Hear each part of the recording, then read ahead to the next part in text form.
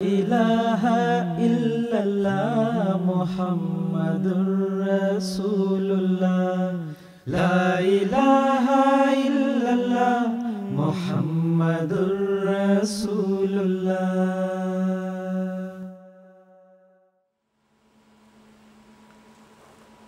औज़ु बिल्लाहि मिनश्शैतानिर्रजीम, बिस्मिल्लाहिर्रहमानिर्रहीम।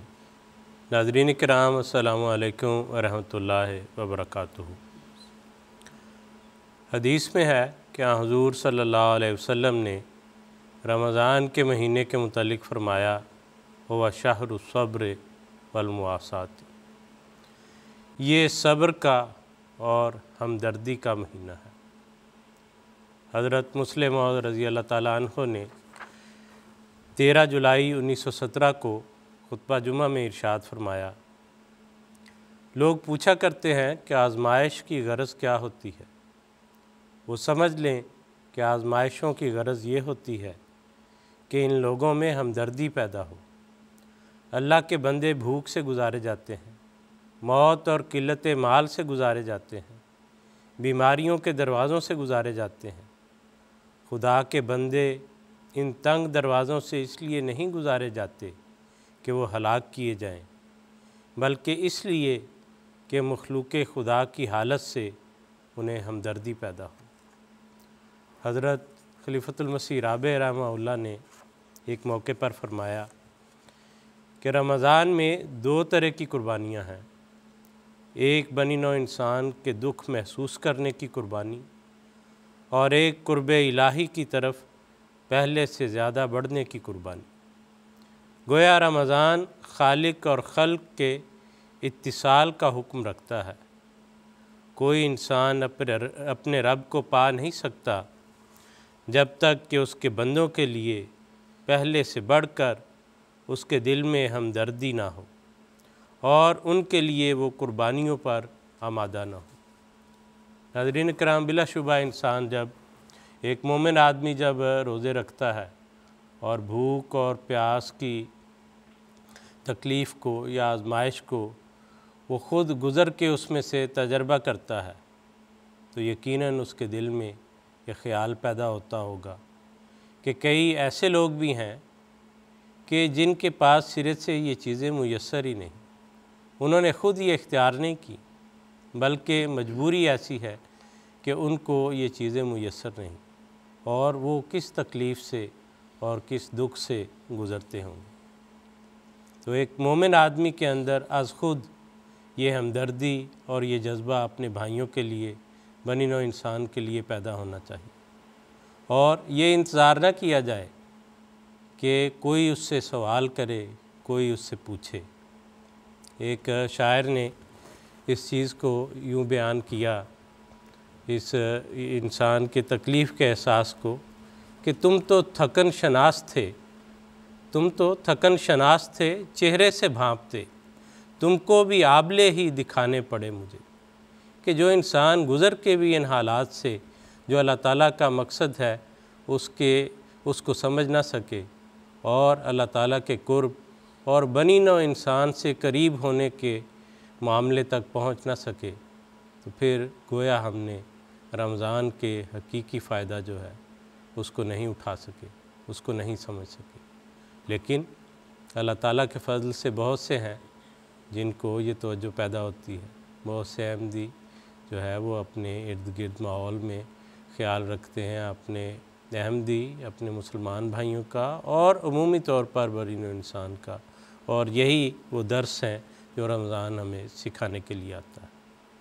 रमज़ान के हवाले से मामलात को, अल्लाह ताला के अहकामात को समझने के लिए, रसूलुल्लाह सल्लल्लाहु अलैहि वसल्लम के इरशादात को सुनने और समझने के लिए, हज़रत मसीह मऊद अलैहिस्सलाम की बयान फरमुदा तालीमात, आपके खुलफ़ाए किराम के पुरमारिफ़ निकात को पेश करने के लिए हम ये प्रोग्राम लेकर आपकी खिदमत में हाज़िर हैं।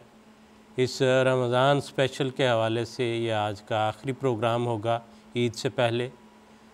तो आज ये प्रोग्राम पहले की तरह आज भी लाइव आपकी खिदमत में पेश किया जा रहा है।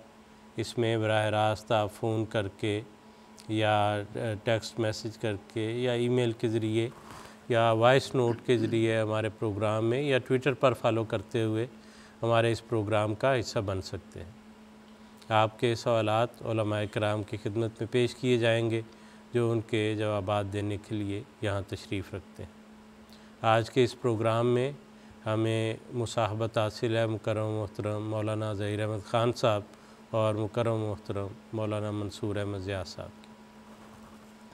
बाज़ सवालात जो पहले से हमारे पास मौजूद हैं हम उनसे आगाज़ करते हैं। जैसे जैसे आपकी कॉल्स या सवालात आएंगे उनको हम इंशाअल्लाह शामिल करने की भरपूर कोशिश करेंगे और हमारी ये कोशिश होगी कि आज के प्रोग्राम में जितने ज़्यादा से ज़्यादा हम सवालात ले सकते हैं उनको हम शामिल कर सकें, ताकि जिन दोस्तों ने इस तवक्को और उम्मीद पर सवालात भिजवाए हैं कि उनका जवाब सुन सकें वो सब इसमें शामिल किए जा सकें। गो कि हम ये कोशिश करेंगे कि अमूमी तौर पर सवालात के जवाब जो हैं वो इख्तिसार से पेश किए जाएँ ताकि ज़्यादा सवालात जो हैं वो शामिल हो सकें। ज़हीर साहब, आज का पहला सवाल आपकी खिदमत में अर्ज़ है कि ये अज़ीज़ मसरूर अहमद दारुल जनूबी रब्वा से हैं। इन्होंने पूछा है कि सहरी और अफ्तारी के औकात में किस कदर लचक या सख्ती पाई जाती है? बिस्मिल्लाहिर्रहमानिर्रहीम। असल बात यह है कि इस्लाम ने अपने मुत्तबईन के लिए हर मामले में आसानी पैदा करने की कोशिश की है। चुनाचे हुज़ूर सल्लल्लाहु अलैहि वसल्लम ने भी फरमाया कि दीन युस्रुन, दीन तो आसानी का नाम है। ख़ुद रोज़ों के ज़िमन में कुरान करीम में अल्लाह ताला फरमाता है कि युरीदुल्लाहु बिकुमुल युस्रा वला युरीदु बिकुमुल युस्र, युरीदुल्लाहु बिकुमुल युस्रा वला युरीदु बिकुमुल युस्र, कि वो तुम्हारे लिए आसानी पैदा करना चाहता है, तंगी पैदा नहीं करना चाहता।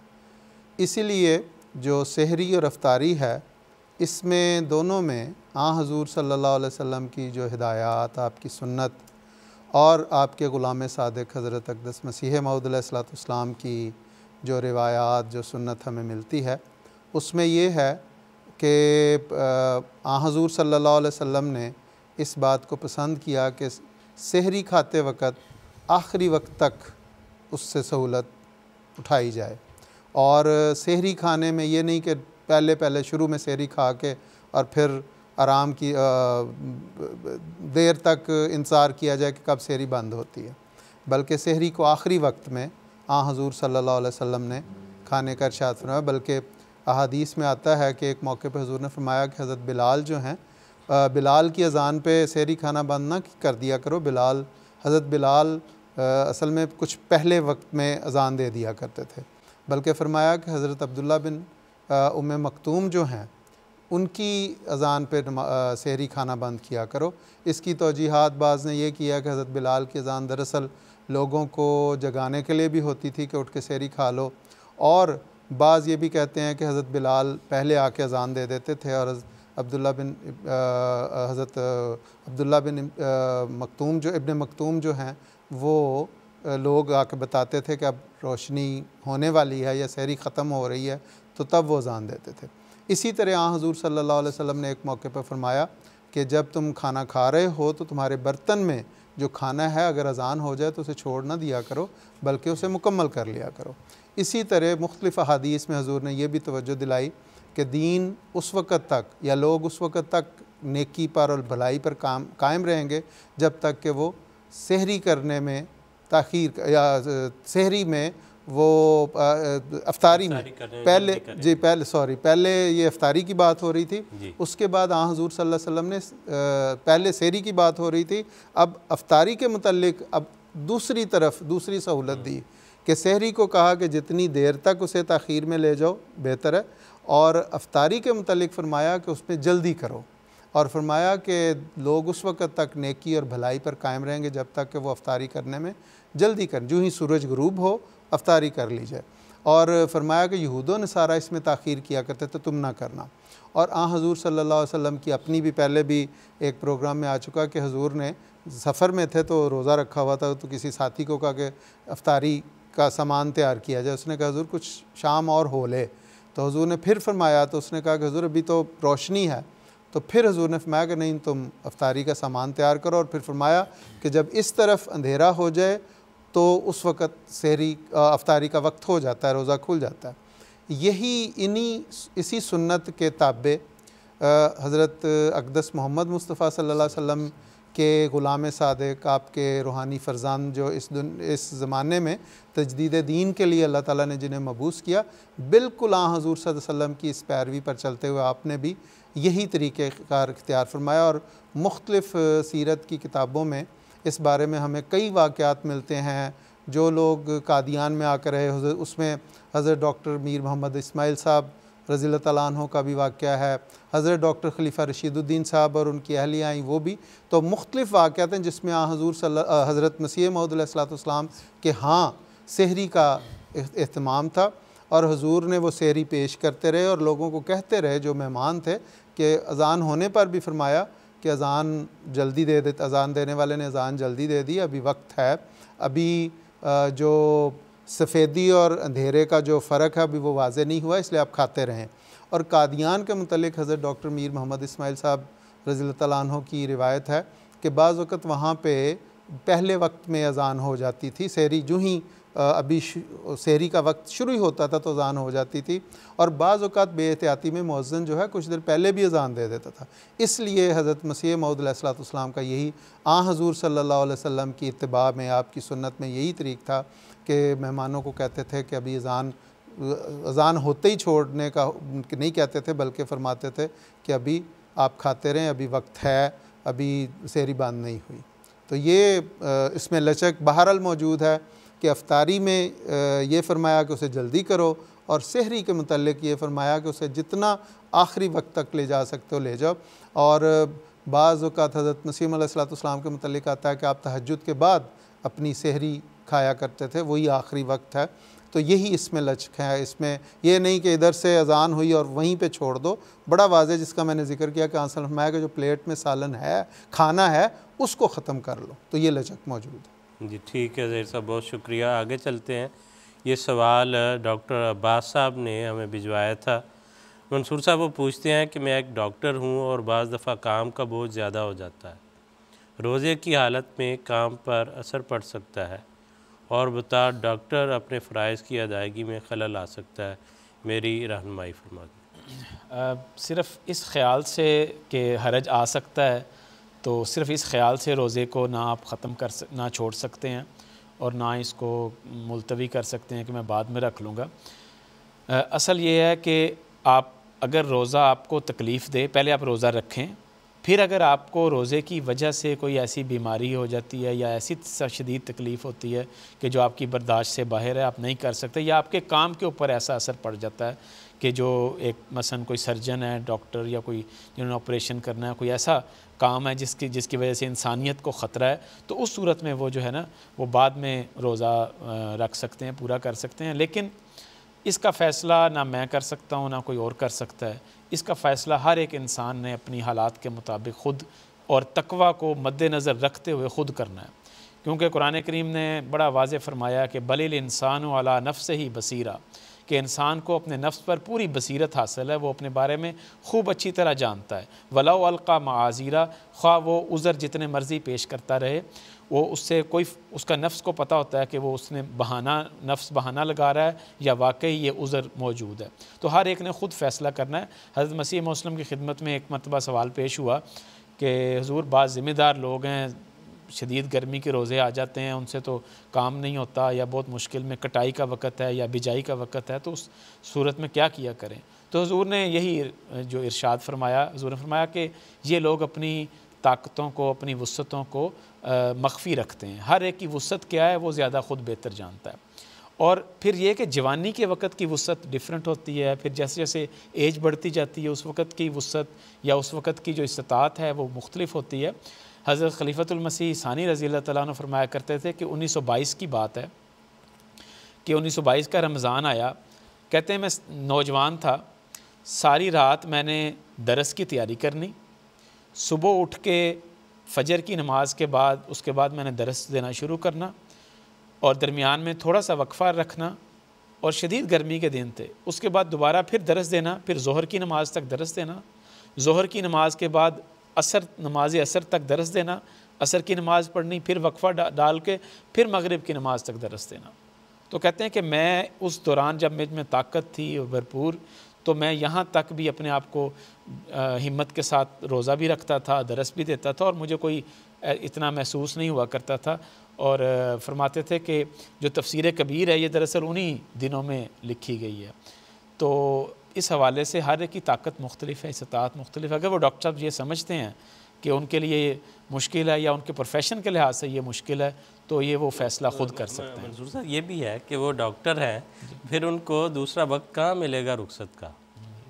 ये तो एक मुस्तकिल उनका पेशा है जी। तो ऐसी सूरत में ऐसा वक्त उनके पास या तो कि मुतबादिल वक्त आए जब वो रोज़े रख सके जी। अगर उनके पास ऐसा कोई इल्म है जी, हाँ जी, ऐसे कोई दिन है उसमें तो वो मुतबादिल कर सकते हैं। लेकिन अगर ये मुसलसल है तो फिर सारी उम्र तो इंसान को रोज़े से छुट्टी नहीं मिल सकती अपने काम की वजह से। फिर तो मैं समझता हूँ कि वो उस दायरे में आएंगे जहाँ हज़रत मसीह अलैहिस्सलाम ने फरमाया कि वो काम के दौरे या ड्राइवर है जिसका काम ही मसलन मुसाफिर की तरह है, तो ये तो उनके उस प्रोफेशन का हिस्सा है।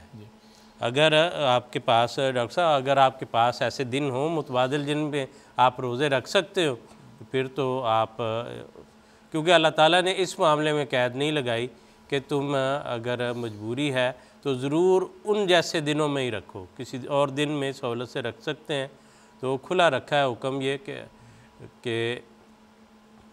क्या कुरान करीम की आयत कि इद्दतुम मिन अय्यामिन उखर, कि दूसरे दिनों में इस गिनती को पूरा करना है। तो अगर वो दिन मुयस्सर आ जाए तो बहुत अच्छा, अगर नहीं तो फिर आपको इस हिम्मत और ताकत के साथ बहरहाल चलना पड़ेगा। हज़रत मुस्लिम और रज़ी अल्लाह तआला अन्हु ने तो यहाँ तक फरमाया है कि एक शख्स ने कहा कि मैं ना पहाड़ों पर दौरा करता हूँ और बड़ी मुश्किल होती है मेरे लिए, तो मैं रोज़ा तो सारा साल ही नहीं रख सकता। तो उस पर हुज़ूर ने फरमाया कि देखें, रोज़ा रखना चाहिए। आप अगर किसी और को अपनी जगह पे रख लें, दुनिया के लिए भी तो छुट्टी लेते हैं ना, रुखसत लेते हैं, तो खुदा ताला के लिए अगर रुखसत ले लेंगे कि इतने दिनों के लिए किसी और शख्स की ड्यूटी लगा दी जाए और आप उतने दिन खुदा ताला की खातिर रोज़े रख लें, तो हुज़ूर ने फरमाया कि रोज़े से माफ़ी नहीं है, रोज़ा छोड़ा नहीं जा सकता। बहरहाल कोई ना कोई आपको इंतज़ाम ऐसा करना पड़ेगा कि आप चाहे रुखसत लें या कुछ करें, इसको पूरा करें। सिमसा, जिस तरह आपने कहा डॉक्टर साहब को कि चूँकि इसमें सारा साल तो नहीं, हर प्रोफेशन में छुट्टियाँ भी होती हैं, इंसान हॉलीडेज़ पे भी जाता है, उसके लिए भी तो वक्त निकालता। और फिर अगर वो सर्जन हैं तो सारा साल तो नहीं सर्जरी होती, कई दिन ऐसे भी आते हैं जिसमें, और फिर वीक मतलब जो हफ्ता हर हफ्ते बाद जो वीकेंड भी आता है, तो अगर उनसे ही सहूलत भी उठाई जा सकती, उससे भी फ़ायदा उठाया जा सकता है उस सहूलत से भी कि वो वीकेंड पे जो छुट्टियां आती हैं या जिन दिन उनकी सर्जरी नहीं है, क्योंकि टाइम टेबल तो बहुत पहले बन जाता है ना हर चीज़ का, सवाए इसके कि कोई एमरजेंसी आ गई और उन्होंने देखा कि मेरे रोज़े की वजह से जिस तरह मंसूर साहब ने कहा कि अगर किसी इंसानी जान को ख़तरा होने का इम्कान है तो फिर वो मरीज़ के ज़ुमरे में आके खोल दें। लेकिन अदरवाइज़ तो उन्हें अपनी छुट्टियों में या उन दिनों में जिसमें सर्जरी नहीं है, या जिस तरह आपने फरमाया कि दिन छोटे बड़े होते हैं, सर्दियों में बस रोज़ा रखते हुए कोई इंसान को अपने काम का भी एहसास नहीं होता। तो ये सारी बातें जो है, इनसे असल में तो वही बात है हज़रत मुस्लिम ने फरमाया ना कि अबाहत का दरवाज़ा खोलने से तो फिर इंसान, जिस तरह कहा कि इंसान अपने लिए उज़र तो बहुत तलाश कर लेता है। तो ये सारी बातें, इसको एक दीन में मुजाहिदा है, उसको भी सामने रखने की ज़रूरत है। जी बिल्कुल बिल्कुल खान साहब, जज़ाकल्लाह अहसन जज़ा। ये अगला सवाल हमें किसी ने ये पूछा है, ज़ैर साहब ये सवाल इन्होंने पूछा कि क्या रमज़ान में इस्तिखारा करने की ज़्यादा अहमियत है? बात यह है कि रमज़ान की बरक़ात हैं। शुरू में जो रमज़ान का प्रोग्राम जिसमें रमज़ान की फजीलत बयान की, हुज़ूर सल्लल्लाहु अलैहि वसल्लम ने फरमाया कि आम दिनों में की हुई नेकी जो है, रमज़ान में वही नेकी की जाए तो उसके कई गुना 70 गुना उसका है। तो इस्तिखारा आपने करना, उसका एक अलग एक मकसद है। वो आप जब भी आपका हुज़ूर सल्लल्लाहु अलैहि वसल्लम का तो ये तरीक़ होता था कि जब भी आपको कोई काम का ज़रूरत पड़ती थी आप इस्तिखारा करते थे, और आपने इस्तिखारे का इरशाद फरमाया। लेकिन ये है कि सवाब तो अल्लाह ताला, जैसे मैंने अर्ज़ की कि हर नेकी का रमज़ान में गैर मामूली सवाब है। इसलिए इस्तिखारे में भी दुआ है, अल्लाह ताला के हुज़ूर इबादत है। तो ज़ाहिर है जब आ हुज़ूर सल्लल्लाहु अलैहि वसल्लम ने फरमाया कि आम दिनों में किए हुई नेकी से बढ़कर इसका सवाब मिलेगा, तो ये भी एक नेकी है, तो उसमें यकीनन आ सल्लम के इस इरशाद के तहत उसका सवाब तो ज़्यादा मिलेगा, यकीनन बात है। लेकिन इसमें एक ये वजाहत शायद मुफीद हो बाज़ लोगों के लिए। बाज़ लोग जो ये उम्मीद रखते हैं कि इस्तिखारे के नतीजे में उनको कोई ख्वाब आएगी, या वो इस उम्मीद के साथ इस्तिखारा कर रहे होते हैं। तो हज़रत मसीह मौऊद अलैहिस्सलाम ने इसके ऊपर बड़ी तफसील के साथ रोशनी डाल ली है। आपने फरमाया कि बाज़ इल्हाम, बाज़ ख्वाबें शैतानी होती हैं और बाज़ ख्वाबें जो है ना वो रहमानी होती हैं, खुदा ताला की तरफ से होती हैं। तो अगर कोई शख्स इस ख्वाहिश और इस नीयत के साथ कि अब खुदा ताला मुझसे कलाम करना शुरू कर देगा इस्तिखारे के नतीजे में और जवाब की उम्मीद रखे, तो हुज़ूर ने फरमाया बाज़ औक़ात चूँकि उसको पहले से इल्हाम और वही और रोया और कुशूफ़ का सिलसिला जारी नहीं होता शुरू से, तो जब वो इस नीयत के साथ करेगा तो मुमकिन है जो शैतान है वो भी उसको गुमराह करने की कोशिश करे और उसके ख्वाब को जो है ना वो ख्वाब में आके उसको गलत रहनुमाई कर दे। तो इसलिए इस्तिख़बारा नहीं बनाना चाहिए। हुज़ूर ने फरमाया इस्तिख़बारा नहीं बनाना चाहिए कि ख़बर वसूल की जाए। और फिर दूसरी ये बात है कि जब आपको तसल्ली हो जाए, आप किसी काम के लिए दुआ कर रहे हैं तो उसके बाद आपको तसल्ली हो जाती है कि ये काम मेरे लिए दुरुस्त है, तो असल में यही काफ़ी होना चाहिए। वरना ये उम्मीद रखना कि अल्लाह ताला मुझे भी बताए कि भाई मैं ये काम तुम्हारे लिए दुरुस्त है, हाँ, खुदा ताला इस बात का पाबंद नहीं है। कोई ख्वाब या दुआ में ही ये है कि वो इंसान मांग ही ये रहा है कि अल्लाह ताला मैं तो इससे ये भलाई मांग रहा हूँ, अगर तेरे नज़दीक मेरा ये काम दुरुस्त है तो हो जाए, अगर नहीं है तो ना हो। और यही असल में मुझे एक मेरे बुज़ुर्ग ने बताया कि मैंने तो दुआ करता हूँ कि अल्लाह ताला आलिमुल गैब व शहादा तो तू है, तू जानता है असल हकीकत क्या है, ये काम अगर तेरे नज़दीक मेरे लिए बेहतर है तो इसमें बरकत डाल दे, उसे तोड़ पहुँचा दे, और अगर तेरे नज़दीक ये मेरे लिए बेहतर नहीं है तो इसको तो ख़त्म कर दे और मुझे इत्मीनान बख्श दे। तो ये बेहतरीन वही सूरत हाल है कि उसमें जी इस ज़ाकला अभी एक कॉलर है हमारे साथ, उनसे बात करते हैं। अस्सलाम वालेकुम। अस्सलाम वालेकुम, कॉलर हमारे साथ हैं इस वक्त। अस्सलाम वालेकुम। वालेकुम सलाम रहमतुल्लाह। जी सर अदरीस अहमद लंदन से बोल रहा हूँ। एक सवाल है कि अगर कोई शख्स ईद उल फितर के मौका पर किसी दूसरे मुल्क चले जाता है ईद से एक दिन पहले, तो उसको वहाँ भी फितराना देना पड़ेगा? जी ठीक है इदरीसा, इनकी बात से या सवाल से मुझे ये अंदाज़ा कि वहाँ भी कि अपने मुल्क में जहाँ थे वहाँ वो अदायगी कर चुके हैं, अगर दूसरी जगह सफ़र करके जाते हैं तो वहाँ फिर दोबारा अदा करना पड़ेगा। फितराने का तो ताल्लुक़ जो है वो गुरबा की मदद के साथ है, और आसलम ने फरमाया कि पहले दे दो।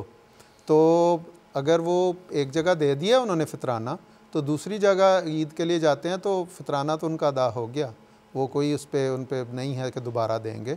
लेकिन अगर उन्होंने जहाँ पे रहते थे वहाँ नहीं फितराना दिया, तो फिर वहाँ जाके जहाँ वो ईद कर रहे हैं उन्हें बहरहाल ईद से पहले पहले फितराना अदा करना चाहिए, क्योंकि ये एक लाजमी जो फ़र्ज़ है, जो जी ताकीदी हुक्म है। ठीक है। लेकिन अगर वो वहाँ पे भी देना चाहते हैं तो उसमें भी कोई हरज नहीं है। मसलन वो जो कुरान करीम में आता है मन ततव्वा खैरन फहुवा खैरुल लहू, कि अगर कोई तोई नेकी करता है तो उसके लिए कोई हरज वाली बात नहीं, उसके लिए बेहतर ही होगा। तो अगर मर्ज़ी से देना चाहते हैं तो ठीक है, वैसे जैसे ज़हीर साहब ने फरमा दिया कि फ़र्ज़ नहीं है, लेकिन अगर वो अपनी मर्ज़ी से देना चाहते हैं, अगर उन्होंने एक दफ़ा अदा कर दिया तो हुक्म जो था हुज़ूर सल्लल्लाहु अलैहि वसल्लम का, उसमें यही एक दफ़ा का ही जिक्र मिलता है कि हुज़ूर ने ये फरमाया कि दे दे, बाकी अपनी मर्ज़ी से जी ज़ियादतुल खैर खैर, वो तो आप जब चाहें जहाँ चाहें। मंसूर साहब, ये सवाल हमें सुहेला परवीन साहबा ने दारुश्शुक्र रब्वा से पूछा है। वो कहती हैं कि क्या मर्द घर में इत्काफ़ कर सकते हैं, और उसकी बैकग्राउंड भी उन्होंने बयान की कि मसलन पाकिस्तान के हालात हैं जैसे अहमदियों के लिए कि मस्जिदों में इत्काफ़ नहीं बैठ सकते, इंतज़ामिया की तरफ से भी इजाज़त नहीं होती।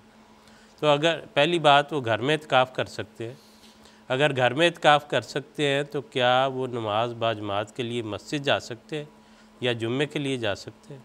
जी, जहाँ ऐसी मजबूरी के हालात में जबकि मसाजिद में इत्काफ़ करने की इजाज़त नहीं या ख़तरे से खाली नहीं है, तो ऐसी सूरत में बेहतर तो ये है कि वो अपने घर में अगर एतकाफ़ करना चाहते हैं तो उसके लिए पूरा प्लान करें कि एतकाफ़ के बाद नमाज़ें जो हैं वो मस्जिद में जाकर अदा करें और जुमे के लिए भी मस्जिद में जाएं। अगर उनको नमाज़ें वो नहीं अदा कर सकते, 5 नमाज़ें, मतलब मस्जिद में जाना एक तकलीफ़ वाला युताक है या मुश्किल है या बहुत दूर है, तो कम से कम फिर घर में एक ऐसा माहौल बना लें कि घर में फिर जो नमाज़ें हैं 5 नमाज़ें, जैसे नमाज सेंटर होता है तो वो नमाज सेंटर टाइप वो अपने घर में बना लें। लेकिन अगर घर से मस्जिद करीब है तो फिर बहरहाल मस्जिद में ही जाकर वो 5 नमाज़ें अदा करें और फिर जुमे की नमाज़ जो मस्जिद जहाँ पे जुमा हो रहा है वहाँ पे जाके अदा करें। असल में मजबूरी के जो हालात होते हैं उस सूरत में अहकामात बिल्कुल मुख्तलिफ होते हैं। देखें कुरान करीम में अल्लाह ताला फरमाता है कि देखो जब तुम्हें खौफ हो, फ़इन खिफ्तुम, कि अगर तुम्हें खौफ हो तो तुम फ़रिजालन और रुकबाना, कि तुम पैदल चलते हुए भी नमाज़ पढ़ सकते हो और रुकबाना या सवार होने की हालत में भी। तो खौफ के हालात और उसके अहकामात बिल्कुल मुख्तलिफ होते हैं। हज़रत सल्लल्लाहु अलैहि वसल्लम ने की मौजूदगी में जब नमाज खौफ अदा होती है तो उसमें मिलता है कि सिर्फ़ 1 रकत वो अदा करते हैं और 1 रकत फिर अपनी अदा करते हैं। तो इसी तरह लेकिन फरमाया कि जब फ़इज़ा अमिन तुम, जब अमन में आ जाओ, अमन के हालात हों, तो उसके लिए फ़ज़्कुरुल्लाह कमा हदाकुम, तो अल्लाह का ज़िक्र उसी तरह करो जैसा कि अल्लाह ने तुम्हें हिदायत दी, तुम्हें रहनुमाई फरमाई।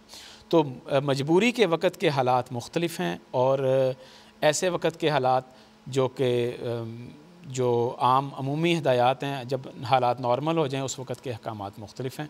तो इस हवाले से वो कर सकते हैं घर में ऐसी सूरत में। ये जब यहाँ पे कोविड आया तो उस दौरान रमज़ान आया तो ये सवाल उठा कि हुज़ूर इस वक्त चूँकि मस्जिदों में नहीं जाया जा रहा, घरों में ही नमाज़ें पढ़ी जा रही हैं, तो उस पर इत्काफ़ के हवाले से हुज़ूर ने यही फरमाया था कि ठीक है घरों में इत्काफ़ बैठ जाएं, लेकिन फिर उस सूरत में जैसे मंसूर साहब ने कहा कि घर में जो मस्जिदुल बैत है, घर की एक जो मस्जिद की जगह नमाज़ पढ़ने की जगह है, वहाँ पे वो सारे इकट्ठे होकर बाजमात नमाज़ पढ़ा करें और फिर मोतकिफ़ जो है वो लोगों बाकियों से बातें, घर वालों से बातचीत करने के बजाय आराम से अपने मोतकिफ़ में वापस चला जाए। तो ये भी वो उसी वक़्त मजबूरी की हालात में थी। जज़ाकल्लाह दोनों अहबाब का शुक्रिया। इस पे जो सवाल का पस मंज़र समझ आया, जो मैंने कुछ किसी कदर बयान भी किया, कि बेचारे अहमदियों के लिए ये हालात हैं कि खौफ वहाँ पे ऐसा पैदा किया गया है, ऐसे हालात पैदा किए गए हैं कि अहमदी ये ख्वाहिश रखते हैं, ये चाहते हैं, और जो हुक्म है अमूम का कि एतकाफ़ मस्जिद में ही होता है वो उसके मुताबिक करना चाहते हैं। लेकिन एक अजीब आलम है पाकिस्तान में जो सबके सामने है, और कि अहमदियों को ये तक इजाज़त नहीं कि अपनी मस्जिद में बैठ के खामोशी से जो है वो इबादत बजा ला सके। किस कदर ये जुल्म की बात है। और अल्लाह ताला ने जो कुरान करीम में ये फरमाया कि वमा नज़लो मिम्मन मना मसाजिद अल्लाह है, उससे बढ़ के ज़्यादा ज़ालिम कौन होगा जो अल्लाह की मस्जिदों से रोके युज़करा फ़ी हस्मु, कि उसमें अल्लाह का नाम जो है उसका ज़िक्र किया जाए, वसाफ़ी ख़राबहा, और उसको ख़राब करने के लिए वो कोशिश करता है, उसके दरपे है कि मस्जिदों को वीरान कर दिया जाए। तो इसकी वाज़ेह मिसाल जो है वो पाकिस्तान में नज़र आती है कि आए दिन अहमदियों की मसाजिद पर हमले होते हैं, जो है जत्थे आके पुलिस की मौजूदगी में मीनार तोड़ते हैं, महराब तोड़ते हैं। और रमज़ान के महीनों में ये पता नहीं इन लोगों को क्या ये वबाल उठता है और क्या अल्लाह ताला की तरफ से ये नहुसत है इन पर कि रमज़ान के ऐसे बबरकत महीने में उठ के ऐसे काम करते हैं। और दूसरी तरफ अहमदी अल्लाह ताला के फजल से वो हैं कि इन्नमा यामुरु मसाजिद अल्लाह मन आमन बिल्लाह वल यौमिल आखिर, कि अल्लाह की मस्जिदें तो वही आबाद करते हैं जो अल्लाह पर ईमान लाए और यौम आखिरत पर ईमान लाए। वह अकामत सलाता व आत ज़काता, और वह नमाज कायम करते हैं और ज़कात देते हैं। वह लम यख्शा इल्लल्लाह, और वह अल्लाह के सिवा किसी से डरते नहीं। लेकिन अजीब हालत है और उसका नतीजा अहले वतन को सामने नज़र आ रहा है कि ऐसे काम करने के नतीजे में पाकिस्तान की क्या हालत है, और दिन ब दिन उस खराबी में आगे बढ़ते जा रहे हैं। लेकिन ये तवज्जो पैदा नहीं होती कि ये सलूक हमारे साथ क्यों हो रहा है, आखिर हमने क्यों खुदा की नाराज़गी को दावत दी, क्यों खुदा ताला जो है वो यूँ लगता है जैसे रूठ गया है इस मुल्क से, इस कौम से। तो खुदारा होश के नाखुन लें और जो अल्लाह ताला के बंदे अपनी इबादत करना चाहते हैं उनको कम से कम उनके हाल पे छोड़ दें कि वो अपने रब के हुजूर जैसे चाहें रुकू और सुजूद करें, और ये उनका और अल्लाह ताला का मामला है। अल्लाह ताला करे कि ये लोग जो है वो समझने वाले हों। हज़रत साहब तो हर मौके पे हमें दुआओं के लिए तवज्जो दिलाते हैं कि इस कौम के लिए दुआएं करें। अल्लाह करे कि हज़रत खलीफतुल मसीह अय्यदहुल्लाह ताला बिन नस्रिल अज़ीज़ की ये दुआएं इनके हक़ में कबूल हो जाए। आगे चलते हैं, सवालात हमारे पास जो हैं उस पर बात करेंगे, और मैं देख रहा हूँ इस वक्त एक कॉलर भी हमारे साथ हैं, उनसे बात कर लेते हैं पहले। जी अस्सलाम वालेकुम रहमतुल्लाह। अस्सलाम वालेकुम। जी आपकी आवाज़ थोड़ी कम है, प्लीज़ अगर ऊंचा बोलें ज़रा। अस्सलाम वालेकुम। वालेकुम अस्सलाम रहमतुल्लाह। जी फरमाइए। जी मैंने हदीस में पढ़ा था कि हज़रत अबू हुरैरा से रवायत है कि आप सल्लल्लाहु अलैहि वसल्लम को फरमाते हुए सुना कि जो औरत खुशबू लगाकर मस्जिद जाए तो इसकी नमाज कबूल नहीं होती यहाँ तक कि वो गुस्ल कर लें। तो मेरा सवाल ये था कि ये हदीस दुरुस्त है कि सच में अगर कोई औरत जो है वो बाहर जाती है खुशबू लगा के तो उसकी नमाज कबूल नहीं होगी जब तक वो गुस्ल ना कर ले? जी ठीक है जी, आपका सवाल आ गया, इस पे बात करते हैं। मंसूर साहब सवाल आपने सुन लिया है। जी असल में इस तरह की बहुत सी अहादीस मिलती हैं कि जिसमें औरत और मर्द की खुशबू में भी फ़र्क किया गया है। बाज़ जगह कहा गया कि औरत जो है वो ऐसी खुशबू ना लगाए जो बहुत तेज़ हो, और मर्द को कहा गया कि वो तेज़ खुशबू लगा सकता है जिसकी खुशबू तेज़ हो। लेकिन हमें इस सब को समझने के लिए उस ख़ास पस मंज़र में जाने की ज़रूरत है, उस पस मंज़र को समझने की ज़रूरत है, उस माहौल को समझने की ज़रूरत है जिस माहौल में यहाँ हज़रत सल्लल्लाहु अलैहि वसल्लम ने ये इरशाद फरमाया। उस ज़माने में चूँकि इस तरह की अलग अलग मसाजिद नहीं थी कि ख़वातीन के लिए अलग कमरा हो और मर्दों के लिए अलग कमरा हो, तो उस ज़माने में ये होता था कि मर्द अगर नमाज़ पढ़ रहे हैं तो उनके पीछे ही ख़वातीन भी नमाज़ों के लिए आ जाया करती थी। तो हज़रत सल्लल्लाहु अलैहि वसल्लम ने ख़ास तौर पे जब आपको ये ख़बर मिली कि औरतें बहुत बन ठन कर बहुत तैयार होकर आती हैं कि चूँकि मर्दों की मजलिस में बैठना होता है, तो बाज़ ऐसी भी ख़वातीन थीं, तो उस पर हज़रत सल्लल्लाहु अलैहि वसल्लम ने ख़ास तौर पे मना फरमाया कि ऐसी औरत उसकी नमाज ही कबूल नहीं होगी जो इस मकसद के लिए आए कि वो मर्दों की मजलिस में जा रही है और ज़्यादा बेहतरीन खुशबू लगा के जाए। तो इस हवाले से ये चीज़ समझने की ज़रूरत है कि उस ख़ास माहौल में वसल्लम का ये इरशाद है, वरना तो सहाबियात के बारे में आता है कि वो भी खुशबू लगाया करती थी। और इसी तरह खुशबू तो वसल्लम ने फरमाया कि मुझे बहुत पसंद है खुशबू।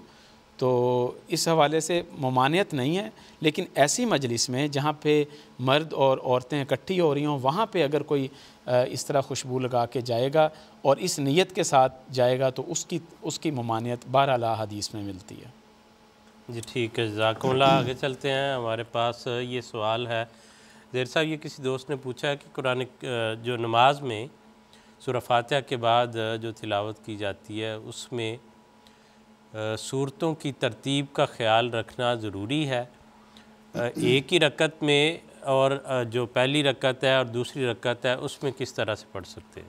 अगर तो करीब करीब की इस तरह उसे वैसे तो अगर इंसान तरतीब को कायम रख सके तो ये मुस्तहब है, पसंदीदा है।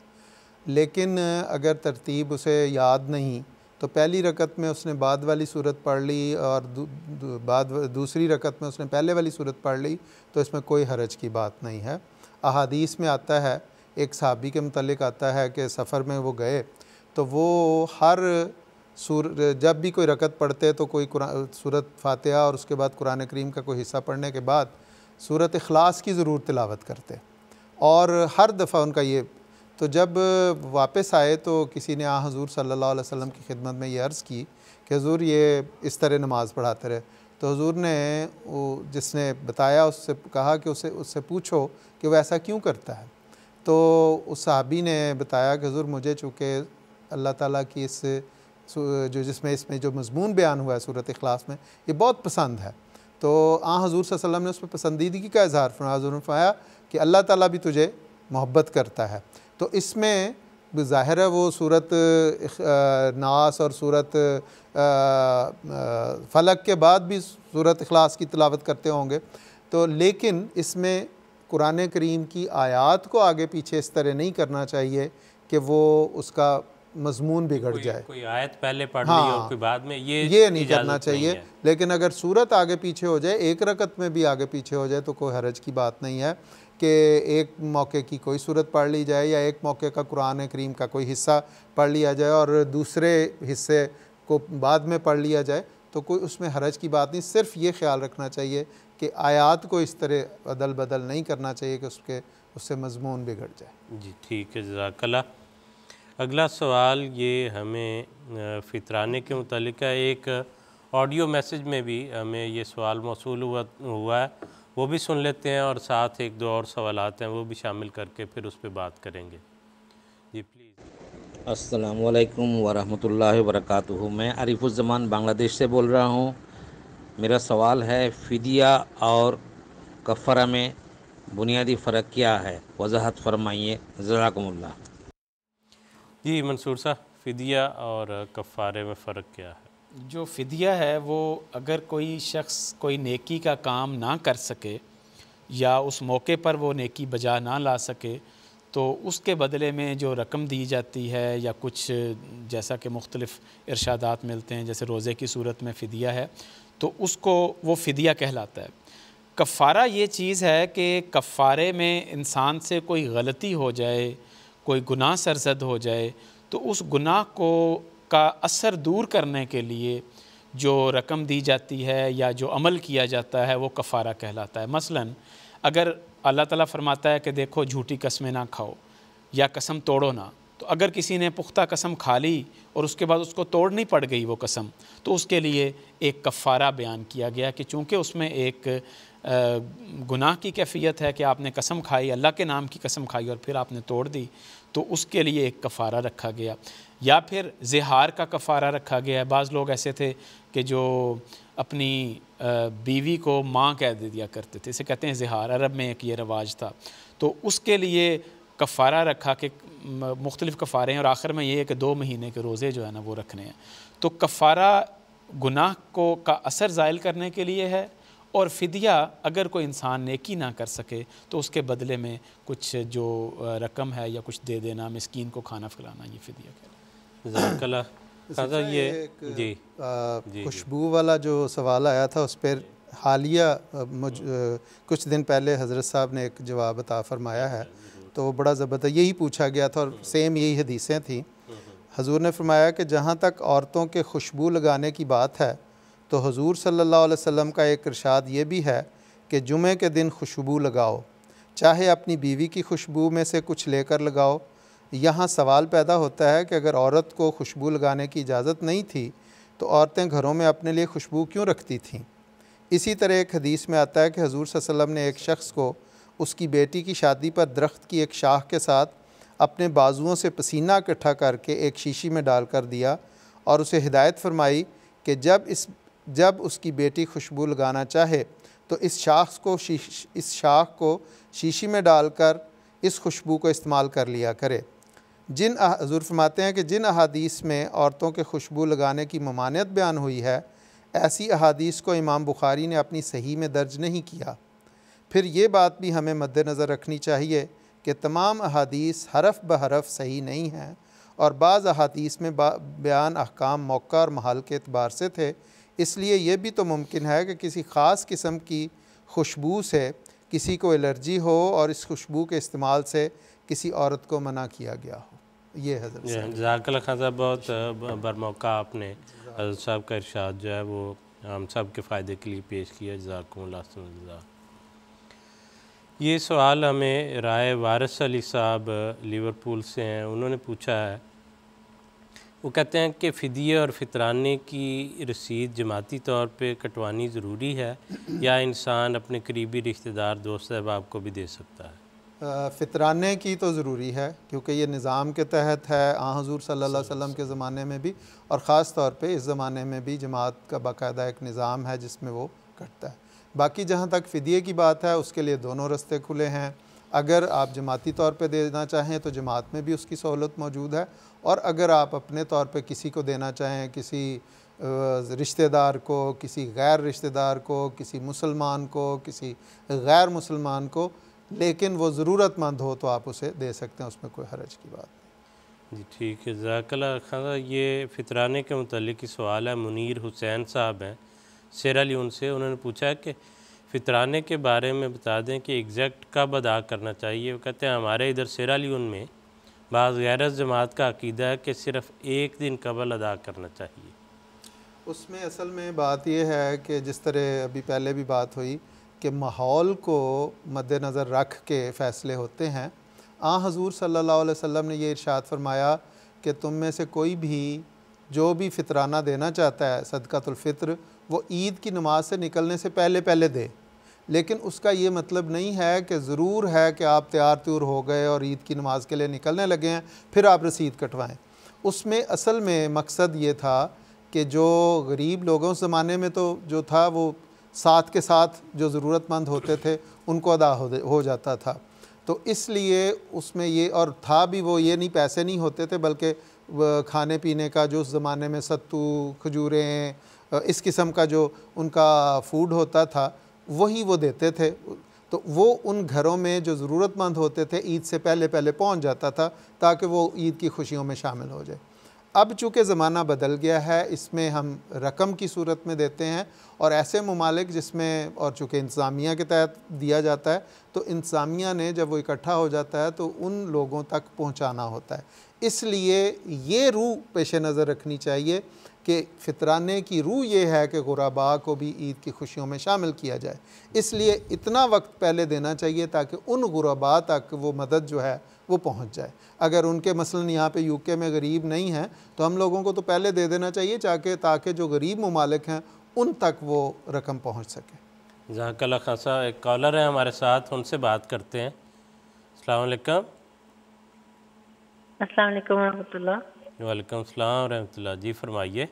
मेरा नाम फौज़िया इकबाल शाह है और मेरा एक सवाल है।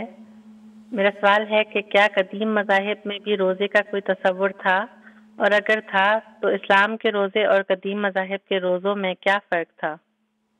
जी ठीक है जी, आपका सवाल आ गया। फौजिया इकबाल शाह साहबा जर्मनी से बात कर रही थी, मंसूर सा सवाल आपने सुन लिया। जी, इसको पहले भी किस प्रोग्राम में हम जिक्र कर चुके हैं, मैं मुख्तसरन अर्ज़ कर देता हूँ। देखें, कुरान करीम ने ये बात बयान फरमाई है कि पहले मज़ाहिब में भी रोज़े का तसव्वुर मौजूद है। चुनांचे यहूदियों के जो इनका मज़हब है उसमें भी ये ज़िक्र मिलता है कि रोज़े रखे। हज़रत मूसा अलैहिस्सलाम ने 40 दिन के रोज़े रखे। उसके अलावा भी बाज़ रोज़ों का ज़िक्र मिलता है। जब हज़रत सल्लल्लाहु अलैहि वसल्लम मदीना में तशरीफ़ लाए तो आशूरा का रोज़ा यहूद सब रखा करते थे। तो आसम ने फरमाया कि आप लोग ये रोज़ा क्यों रखते हो? तो उन्होंने कहा इस दिन अल्लाह ताला ने हज़रत मूसा अलैहिस्सलाम को फ़िरौन से नजात बख्शी थी। तो उस पर हज़रत सल्लल्लाहु अलैहि वसल्लम ने फरमाया कि हम हज़रत मूसा अलैहिस्सलाम के ज़्यादा करीब हैं और ज़्यादा मोहब्बत करने वाले हैं, हम भी ये रोज़ा रखेंगे। चुनांचे ये रमज़ान फ़र्ज़ होने से पहले की बात है। तो हज़रत मोहम्मद सल्लल्लाहु अलैहि वसल्लम ने भी ये रोज़ा रखा। और आप फरमाया करते थे कि हमारे रोज़े में और उनके रोज़े में एक फ़र्क रहेगा, वो ये कि ये लोग सिर्फ़ अफ्तारी करते हैं और सहरी नहीं करते। हम लोग अफ्तारी भी करते हैं और सहरी भी करते हैं।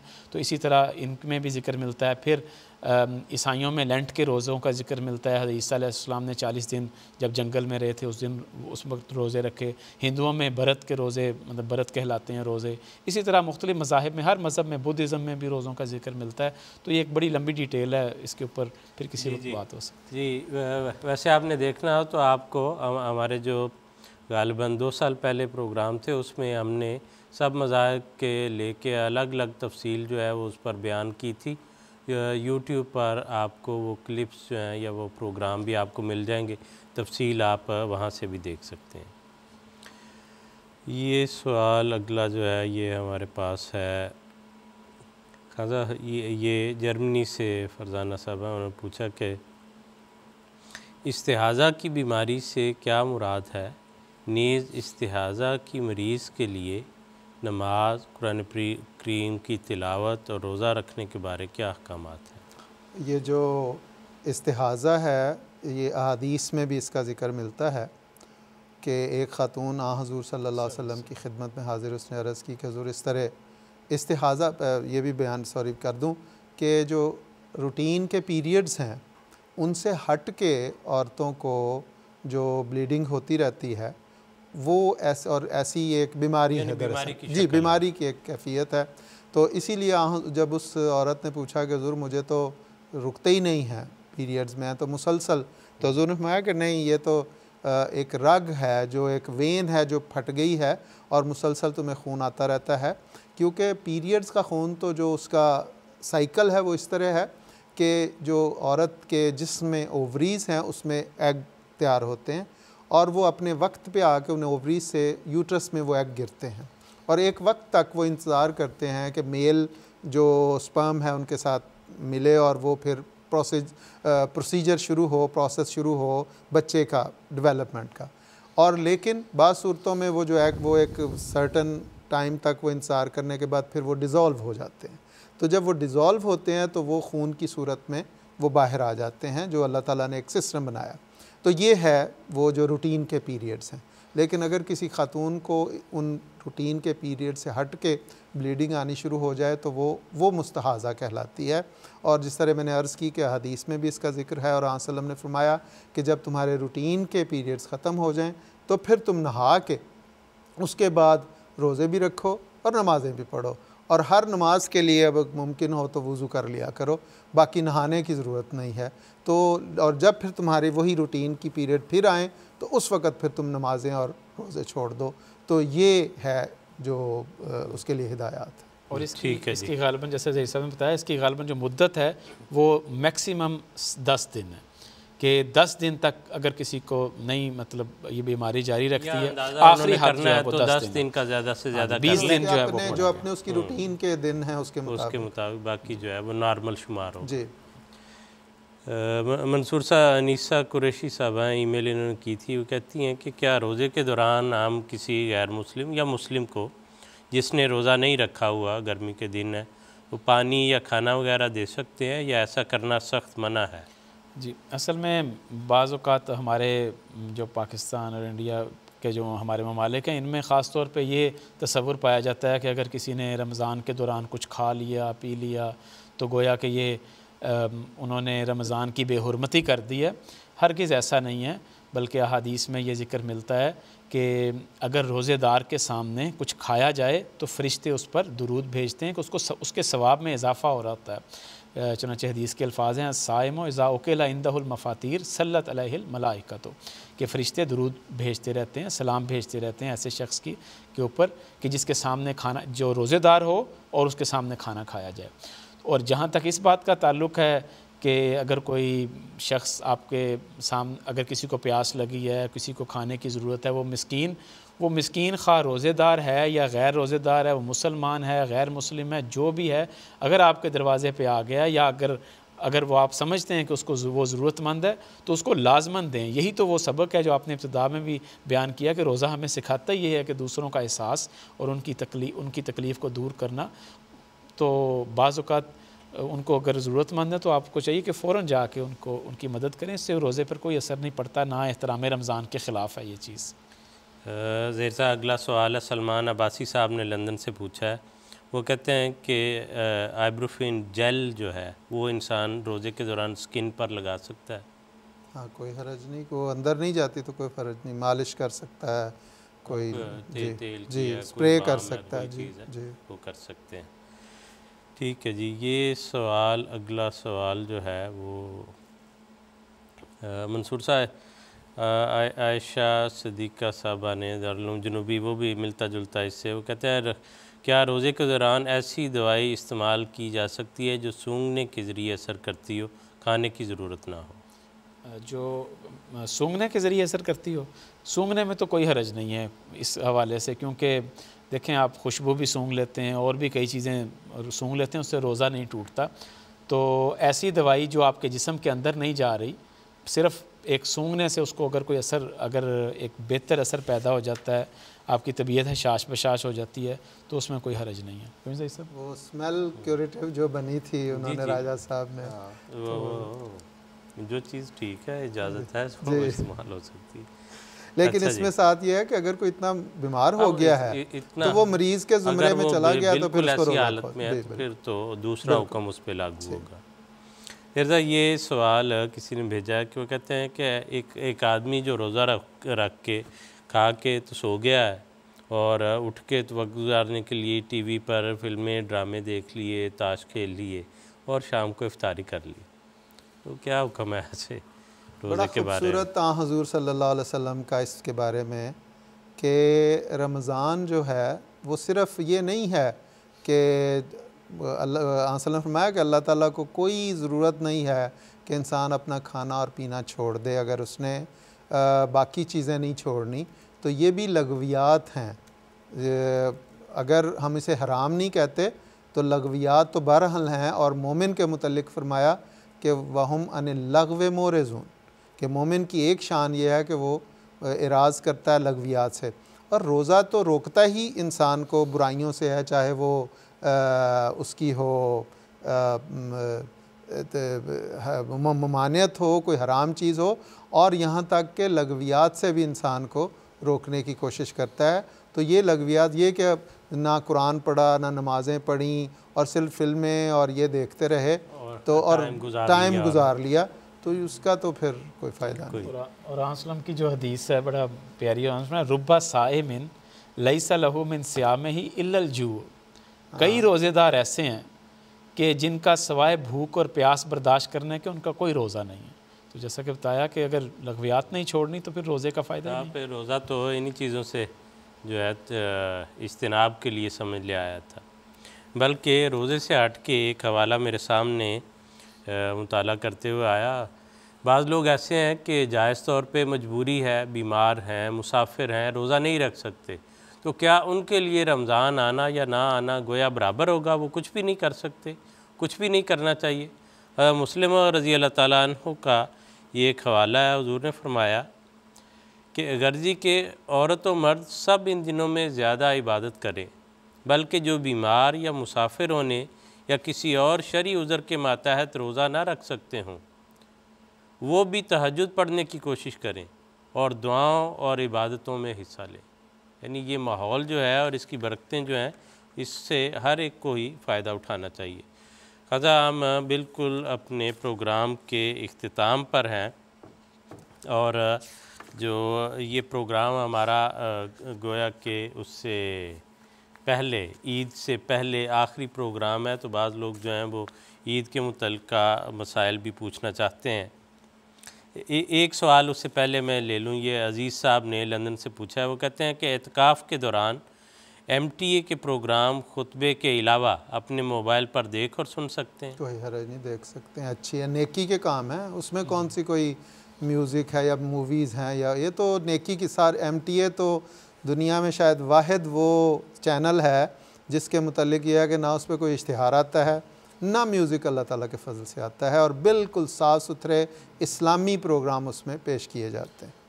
ये ठीक है जी। हज़रत खलीफतुल मसीह अव्वल रज़ी अल्लाह तआला अन्हु के बारे में मिलता है कि आप एतकाफ़ के दौरान दरस दिया करते थे, और उस दरस में हज़रत खलीफतुल मसीह सानी रज़ी अल्लाह तआला अन्हु भी शामिल हुआ करते थे, वो भी मोतकिफ़ होते थे, और हज़रत मीर मोहम्मद इसाक़ साहब रज़ी अल्लाह तआला अन्हु वो भी शामिल होते थे।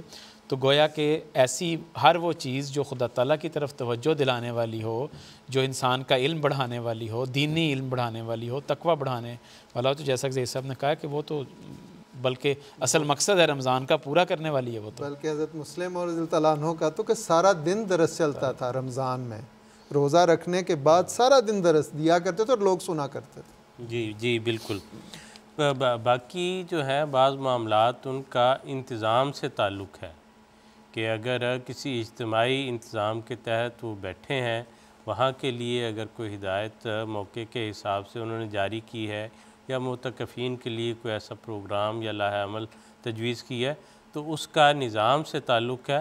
बाकी शरई मसले के तौर पे सुनना ऐसे प्रोग्रामों को, मसलन MTA पे तिलावत आती है, हज़रत साहब के दर्स आते हैं, खुतबात आते हैं, बाकी ऐसे दीनी प्रोग्राम हैं जिनसे आप कुरान हदीस सुनते हैं, तो उस लिहाज से कोई हर्ज नहीं। बाकी इंतज़ाम जो है उसको अलग इससे रखा जाए, इन दोनों बातों को खलत मलत नहीं करना चाहिए।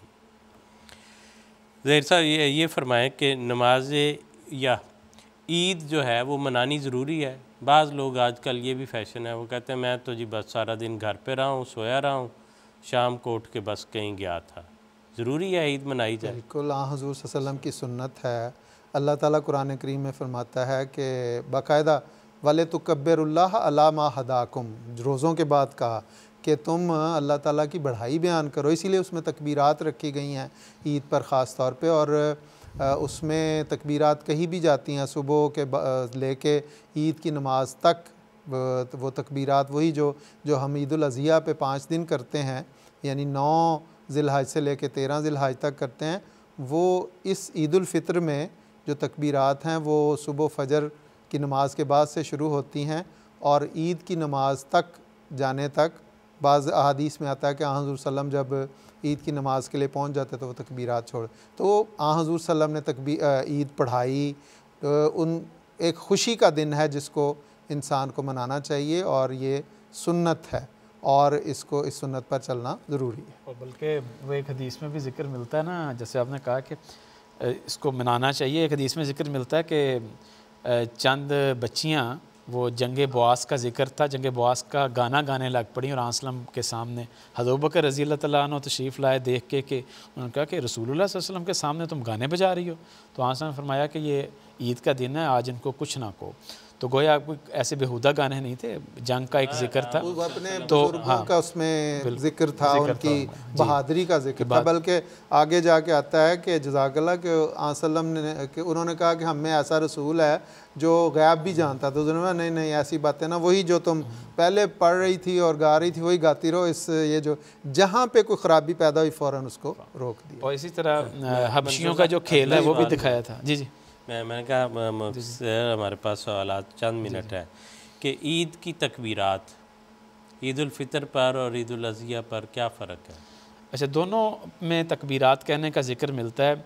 ईद उल अज़िया के मौके पर तो मिलता है कि 9 तारीख़ की फ़जर से लेकर 13 तारीख़ की असर तक 5 दिन तकबीरात कहनी है।